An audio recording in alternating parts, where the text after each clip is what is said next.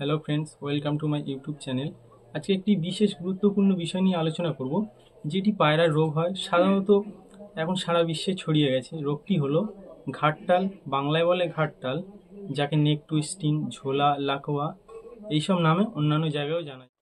এটি একটি viral disease. এটি প্রথমে ধরা পড়েছিল অস্ট্রেলিয়াতে 2011 সালে। এই বিশেষ ভাইরাসটির নাম হলো প্যারামিক্সোভাইরাস টাইপ 1 PPMV1। এই ভাইরাসের কারণে এই রোগটি হয়ে থাকে। তা আমাদের জানতে হবে যে এই রোগটি কি কারণে হয়। প্রথম কারণ হলো নিয়মিত ডিওয়ার্মিং না করালে এই রোগটি হয়। ডিওয়ার্মিং অর্থাৎ কৃমির কোর্স। কৃমিরা পায়রার ইন্টেস্টাইনে থাকে। তারা পায়রার যেসব নিউট্রিশন যেসব তারা অ্যাবজর্ব করে নেয়, তাদের মধ্যে ইন্টেস্টাইনে থাকা কৃমিগুলো সব তারা নিজেরাই অ্যাবজর্ব করে নেয় এবং পায়রা ধীরে ধীরে শুকো রোগে চলে আসে। ধীরে ধীরে শুকিয়ে যায় আর তাদের চেস্টে যেসব ফ্যাট থাকে সব কি ডিজলভ হয়ে যায়, একদম শুকিয়ে যায় আর কোনো গায়ে শক্তি থাকে না। তাই তখনই এই ভাইরাসটা সহজেই অ্যাটাক করতে পারে। দ্বিতীয় কারণটি হলো বন্ধুরা, এটি একটি নিউট্রিশন ডেফিসিয়েন্সি রোগ। অর্থাৎ যখন পায়রাদের আমরা খুবই অল্প পরিমাণে বা ঠিকঠাক ডায়েট প্রপার দেওয়া হয় না, নিউট্রিশন ঠিকঠাক দেওয়া হয় না, তখনই এই রোগটা দেখা দেয়। কারণ নিউট্রিশন না দিলে পায়রা দুর্বল হয়ে পড়ে এবং দুর্বল হয়ে পড়লে তখনই এই রোগটি দেখা যায়। তৃতীয় কারণটি হলো বন্ধুরা, পায়রার ঘর সবসময় পরিষ্কার পরিচ্ছন্ন রাখতে হবে এবং পরিষ্কার পরিচ্ছন্ন যখন না থাকবে তখনই এইসব পায়রাদের এই রোগটি হয়। তখন প্রচুর পরিমাণে ব্যাকটেরিয়া, ভাইরাস পায়রার ঘরে থাকে এবং তখন থেকে বাচ্চা পায়রা বা বড় পায়রা সহজেই এই রোগটি ছড়িয়ে যায়। তো বন্ধুরা, চতুর্থ কারণ হলো যেসব আমাদের দেশি কবুতর, গোলা পায়রা আছে, তারা যখন বাইরে নানান জায়গা থেকে খাবার খেয়ে আসে তখন তারা ব্যাকটেরিয়া বয়ে নিয়ে আসে। তাই আমাদেরকে সাবধান থাকতে হবে, যখন আমরা পায়রার খেতে দেব সবসময় জলটা যেন আমাদের পায়রার ঘরের ভিতরে থাকে। কারণ বাইরের কবুতর নানান জায়গা থেকে নোংরা নিয়ে এসে আমাদের সেই সব জলে খাবে এবং সেই সব রোগ জীবাণু আমাদের পায়রার ঘরে দিয়ে যাবে। সেই সব থেকে সাবধানে থাকতে হবে। তাদেরকে কোনোভাবেই যেন না আমাদের ঘরে ঢুকতে দেওয়া হয়, এটাই মাথায় রাখতে হবে। এবং আরও অন্যান্য কারণ আছে যার কারণে বন্ধুরা আমাদেরকে আগে জানতে হবে এই রোগটি যাতে না হয় তার জন্য কি পথ আমরা অবলম্বন করতে পারি এবং যখন রোগটি হয়ে যাবে তার জন্য কি ওষুধ দেওয়া হবে সেটা জানতে হবে। তাহলে প্রথমে বলি যে এই রোগটি যাতে না হয় তার জন্য কি করতে হবে। প্রথমত প্রতিনিয়তই ডিওয়ার্মিং করাতে হবে পায়রাদের। বছরে তো 3বার তো অবশ্যই করাতে হবে। আর কি ওষুধ দিয়ে ডিওয়ার্মিং করাবেন সেটা আমি একটু বলে দিচ্ছি। অ্যালবোমার সিরাপ 5 ml 1 লিটার জলে দিতে হবে এবং যদি একটি পায়রা বা একটি পায়রা ইন্ডিভিজুয়ালভাবে আলাদাভাবে দিতে চান তখন 5 ড্রপ করে 3 দিন দিতে পারেন।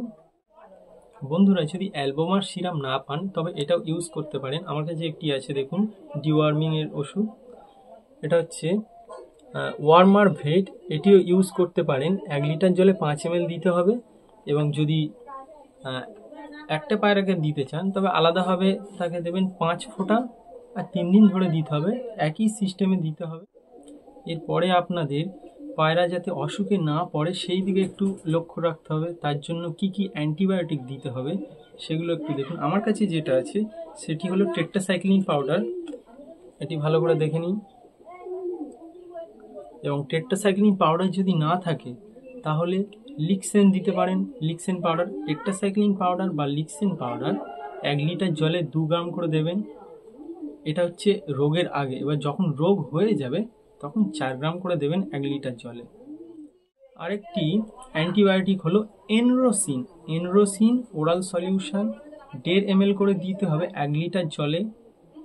তা এইগুলো অ্যান্টিবায়োটিকগুলো 7 থেকে 10 দিন টানা দিতে হবে। এগুলো যখন দিতে হয় তো বন্ধুরা, এই অ্যান্টিবায়োটিকগুলো যখন ওয়েদার চেঞ্জিং হবে তার আগে থাকতেই দিতে হবে। কারণ ওয়েদার চেঞ্জিং হওয়ার সময় পায়রা ওয়েদারের সঙ্গে ঠিক মানিয়ে নিতে পারে না। তার জন্য এই অ্যান্টিবায়োটিকগুলো দিলে তাদের ইমিউনিটি বুস্ট করে, তাদের ভিতর থেকে ইন্টারনাল ক্ষমতা বাড়িয়ে দেয়।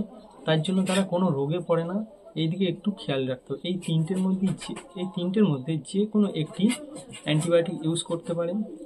তো বন্ধুরা, পায়রার ডিওয়ার্মিং তারপরে অ্যান্টিবায়োটিক দেওয়া হলো। এবার আরও কিছু অন্য জিনিস দিতে হবে, যেগুলি হলো ক্যালসিয়াম দিতে হবে এবং মিনারেলস, ভিটামিন এগুলোও দিতে হবে, অ্যামিনো অ্যাসিড। তা এগুলি কি দিলে পাবেন? এগুলো হচ্ছে অস্টোবেট। এটা একটু দেখুন ভালো করে। অস্টোবেট দিতে হবে আর এর মধ্যে ভিমারেলটা অ্যাড করতে হবে। তা অস্টোবেট আর ভিমোরালটা অ্যাড করে জলে গুলে দিতে হবে। এটা দিলে ক্যালসিয়াম ভালো হবে। ক্যালসিয়াম যখন ভালো হয় পায়রার ভিতর থেকে হাড় মজবুত হয় এবং ডিম বাচ্চা ভালো করে। এবং এর সঙ্গে যে ভিমরাল থাকে তার মধ্যে অনেক টাইপের ভিটামিন থাকে, ভিটামিন এ বিশেষ করে, এবং আরও ধরনের ভিটামিন থাকে যেগুলি পায়রার ইন্টারনাল শক্তি বাড়িয়ে দেয় এই রোগগুলি থেকে। তো বন্ধুরা, ঘাটটাল রোগ যখন হয়ে যাবে পায়রার, তখন কি ওষুধ দিতে হবে? এবার ওষুধ দিতে হবে নিউরোবিয়ন ট্যাবলেট। নিউরোবিয়ন ট্যাবলেট দুভাগ করতে হবে, হাফ সকালে এবং হাফ সন্ধ্যে দিতে হবে, এবং একটি ভিটামিন ইর ক্যাপসুল দিতে হবে। ইভিয়ন ক্যাপসুল একটা ডেলি একটা গোটা দিতে হবে। তা এই যে রোগটি, এটি অত সহজে সারবে না, মিনিমাম 1 মাস থেকে 1.5 মাস সময় লাগে। তা ডেলি এই ওষুধগুলো খাইয়ে যেতে হবে। তো বন্ধুরা, ডেলি এই নিউরোবিয়ন ট্যাবলেট ও ইভিয়ন ক্যাপসুল খাইয়ে যেতে হবে। আর পায়রা যখন রোগটি হবে পায়রা নিজেরা খেতে পারবে না, তার জন্য ছোলা ভিজিয়ে রাখতে হবে। ছোলা ভিজিয়ে তাদেরকে খাইয়ে দিতে হবে, কারণ তারা খুবই অসুস্থ। কারণ যে এই রোগটি ভাইরাল যে ডিজিজ, সেটি যখন অ্যাটাক করে তো নার্ভাস সিস্টেমটাকে একদমই খারাপ করে দেয়। তার জন্য ঘাড়টা সবসময় ঘোরাতে থাকে। তো নার্ভাস সিস্টেম যখন খারাপ হয়ে যায়, তার মানে বডির ওপরে নিয়ন্ত্রণ হারিয়ে ফেলে।